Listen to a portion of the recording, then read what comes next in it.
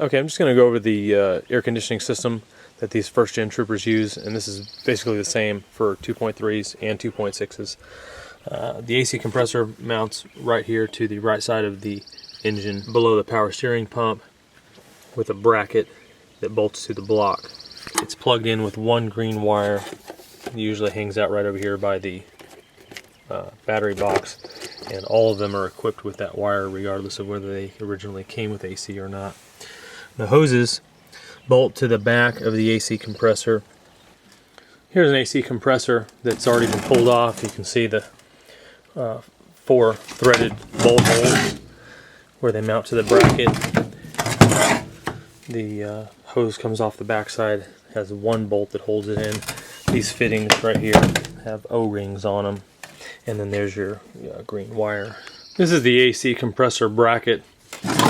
This piece bolts to the block here and here, and then the compressor bolts in with 4 bolts through the back here and through the front here, and then the compressor clutch spins here, and then the body of the compressor sits here. Your compressor belt runs around the compressor, around the bottom side of this tensioner, which is adjustable here,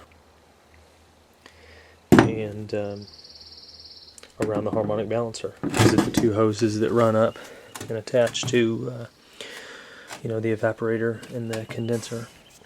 This one right here comes out and runs over here out to the front to the condenser. The condenser bolts to the radiator support back in behind the horns, and then again down here below the grill. Same thing on the other side. Freon comes out of the condenser here and runs up this line behind the radiator support, and then over to the dryer, which mounts with a bracket to the apron there.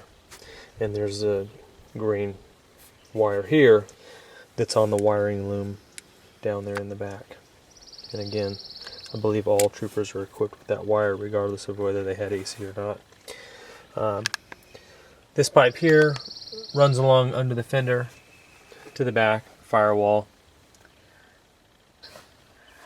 and then it runs down and goes into the evaporator here through the firewall. Now, also there's a vacuum line that runs out of here, and it connects to the intake. On the 2.6 it attaches on the top of the intake plenum, and on the 2.3 here it attaches down there on the intake manifold. The evaporator is mounted under the passenger side of the dash. This is the blower, and this is the evaporator. It's actually pretty easy to get out. You just need to pull the screws out of this ductwork right here, move the ductwork out of the way, and then there are 4 10mm headed nuts that hold this thing in, and then it just drops out once the hoses are disconnected from in front of the firewall. The AC controls attach right here, and basically you pop this little cap out here, you pull these little knobs off, and you have to work the cigarette lighter out, which is kind of a pain in the butt, but usually if you pull these gauges out here or pull this vent out here, you can get in there and basically work this cigarette lighter. It just unscrews. Actually, the nut on the back side of it unscrews, and then there's a wire on the back that unplugs it. But once you pull this piece off here, there are 4 screws that attach this thing in back here. Once the gauges are removed, you can get in here, and this is where it unplugs right here. That's the plug for the gauges. Anyway, we've got a couple cables that run off of this thing, and they run to either side of the heater box.